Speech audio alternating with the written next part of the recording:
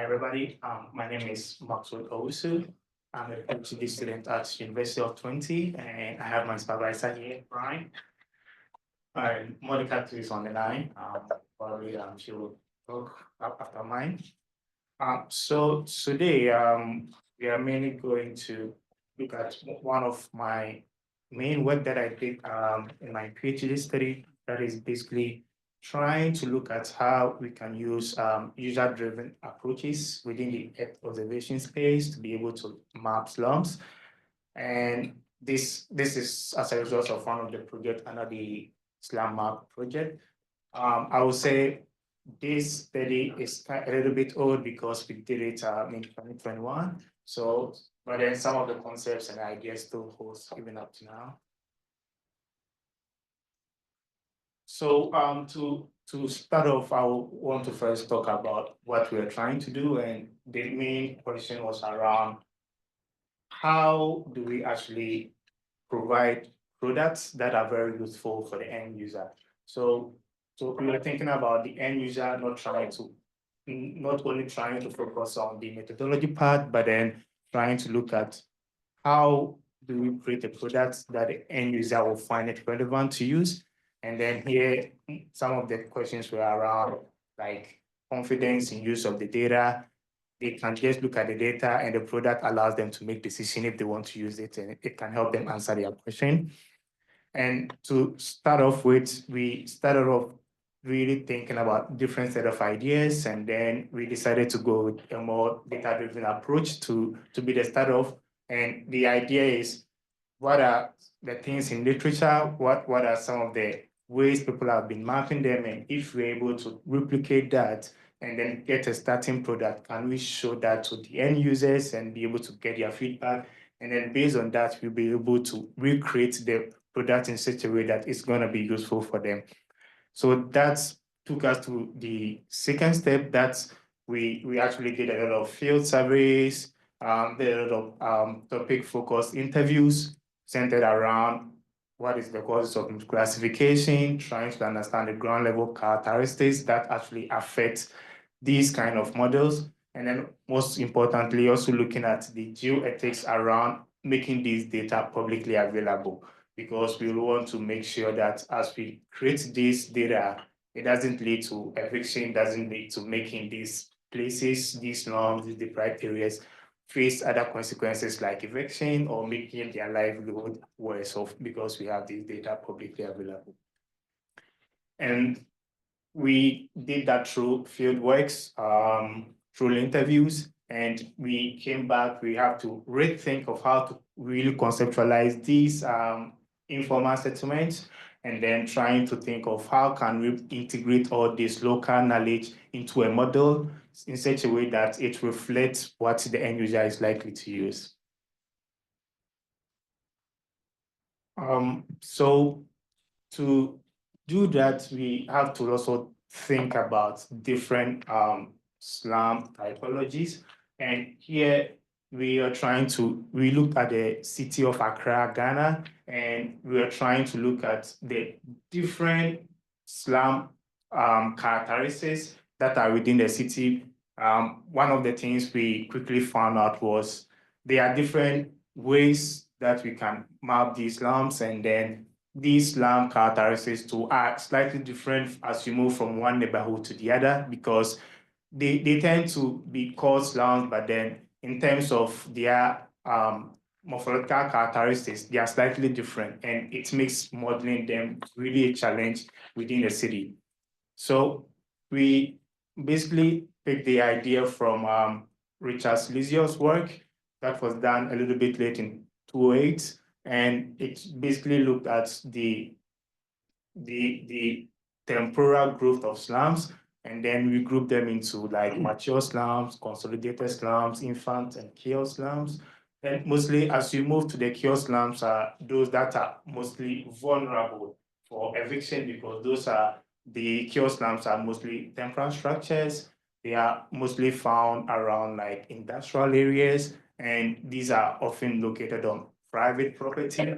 So if you are thinking of mapping these areas, you also need to think about the ethics part of it. As you make these products publicly available, you also need to figure out how can you hide these kind of places in such a way that it doesn't lead to eviction in those areas. And we did that as Bena mentioned earlier. We were able to do this characterization using the Vianney's framework, where we had several characteristics under the environment, under the settlement, and the object level. And mainly is looking at how does this physical morphological characteristics actually differ from one neighborhood slum to another neighborhood, and helping us to really think about how can we map these areas. So to start off with, this is mainly the workflow that we use for the data-driven modeling. We started off thinking about using sports 6 imagery, and then we did a pan sharpening to have it at 1.5 and then we created contextual features out of that, and then combined that with other spatial data sets like the NDVI, and we created a land cover, basically biotap, non-biotap, water, and then where. And we then created street blocks, again, based on my previous slide, thinking about which kind of slums are most likely to be evicted, and we have to also think about ways that we create a product that we can hide them. So we created a street block, and then the minimum size of the street block was like 0.5 hectares. And the idea is within that scale, it's less likely for you to be able to map these chaos slums, which is mostly the ones that are highly risked to eviction. So we created that, we fed that in, and then we used that to create the land use classification. And after us, we assess the accuracy, and then we also assess the uncertainty of these models, basically looking at the predictions at each street block. What is the certainty that this block is actually a slum or a deprived area? So after doing that, we got this map. The accuracy of this map was around 90%, and it was mapped at a very large area. So it includes the main city of Accra, and then also other cities that have merged into Accra, and then other part of Eastern region that has also merged into Accra. And what you are seeing here, the most land class, that is the brown one, actually shows that based on what we did using these global ideas of mapping slums like high density, high limited rows, irregular patterns, it's made it look like the inner city of Accra, which is mainly this part here, happens to be classified, everything was virtually classified as a slum because the city is really dense, and they seems to have one way or the other suffers from things. For example, most part of the main city doesn't have vegetation, so adding that as a variable make it look like most part of the inner city is also coming up as slums. So what we did next was we quantified these uncertainties, and you could see there are areas where there were uncertainties, and the black circles you see here is areas that we chose to actually do a field work, trying to understand how these areas are affecting the model. And the criteria that we basically used was why, for example, if the prediction is over 70%, and then the certainty level is over 70%, and then there is a reference data, we will want to understand why the model did well. But areas where the confidence level or the uncertainty level in these areas are high, but then it's a misclassification in the reference data. So we found some areas, the confidence level in the model was like 90%, but then when you compare that with our reference data, it's supposed to be a residential high class, a residential high density area. So, and then we have others where it was just a misclassification, and then the level of confidence tool is also low. So we had these criteria, and then we tried to use that to identify these areas where we actually did a field survey to be able to understand how these misclassifications happen and how we can rethink of how to model these areas. So this here shows an example of what were some of the causes of the misclassification, and you will see here from the imagery point of view, for example, the images A and B at the top, you can hardly by your eyes try to see the differences, but then indeed there are some local differences. So for example, A is an old town in Ghana, and mostly these old towns are areas that are not seen as informal settlement or slums, but then they existed before planning actually started in these communities. So locally, they don't see themselves as that, and in most cases today, they are not really poor. They tend to have like asset-based indicators, like they have electricity, they have internet, they have like air conditions, and and the other one that is B is a typical slum. But then just by using only spatial information, we realize that it becomes very difficult for you to differentiate between the two. And C is also an interesting part, which is not really a slum, but then just looking at how condensed these areas are. Anytime you try to model, the model thinks it's a slum because of its physical appearance. And these areas were areas that were actually planned, but then because over time people started adding other building parts to it because it's close to an industrial area, and then the population demand increase, so people start adding more rooms to the buildings, and then it becomes very condensed over time. And when you go there, you see they still have some roads and alleys, and then they still have, like, as you can see in the image, like air conditions in these areas, which is also very difficult to actually be able to capture these just using imagery. And one part is the upgraded slums. So those ones too, they used to be slums, they were not roads, but then over time, they were able to remove some of the buildings and then provide roads and provide them with services. But then from the imagery point of view, it still becomes very difficult for you to distinguish between what used to be slum and what has now been upgraded.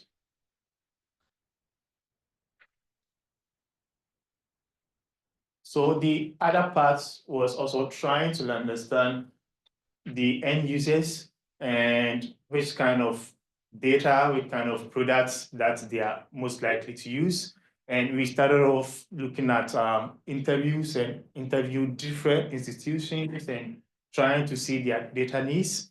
So here we have the National Planning Authority that basically look at the country level, how planning is supposed to be done within the country. And then you have like disaster management, the district planners, and the difference between the district planning and the district development control is the planning does the local planning, the settlement layouts, the location of facilities at the district level, and the district development control team are supposed to ensure development is being done according to what the plans are saying. And we have NGOs and researchers and private companies. Here, the private companies is mainly focusing on private companies that actually deals with land within Accra. So they just sell land and manage land within their jurisdiction. And as you can see, we could see that depending on whom you talk to, their data needs are different. And it also tells you some would need more information, whilst others really want specific information because of what they are tasked to do because of the purpose of the organization.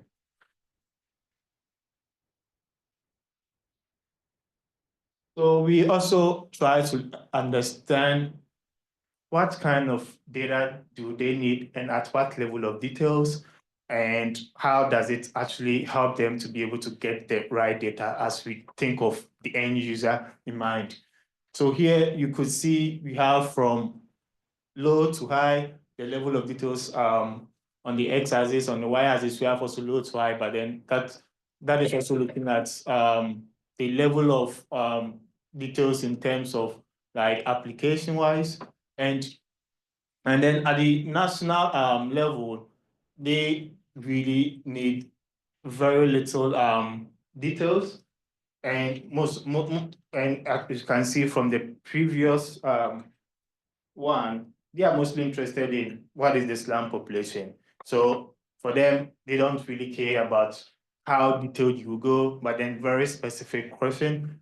But when you get to like the NGO, the disaster organization, they were more interested in very high detailed information, and they also wanted a lot of information, like they want to know about the population within the slum, they want to know about their challenges, they want to know how they are changing over time, and they, because they also wanted to have a more granular kind of information, because they deal within the communities and they want to be able to target their efforts anytime they want to do any intervention.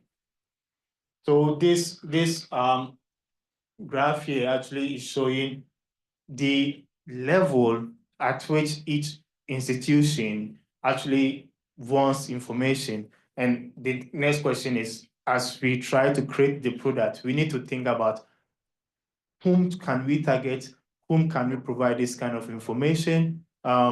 Because, for example, the works department, they wanted very granular information. And again, they made it clear, like their main purpose is to prevent slums from developing. So if we try to look at these pure slums, that is where they will be targeting. And as researchers, is that what we really want to create information for? So by doing that and then really adding everything together, we created the model, and this is the final model. Actually, this is the static part, but then the dynamic part is at this website. And what we did differently was basically adding some level of information, like one, aggregating it at the street block level again, but we added areas that we've done validation, and then within the interactive map, you can simply hover around the street block and it tells you this area is validated, this area is not validated. And we also added the confidence for each street block for you to know if you are trying to use this street block, the model's confidence is, let's say, 90% at this street block, and also gives you a sense of how you should be able to use this data, and then putting in mind these uncertainties associated with these models. So I think I will end here.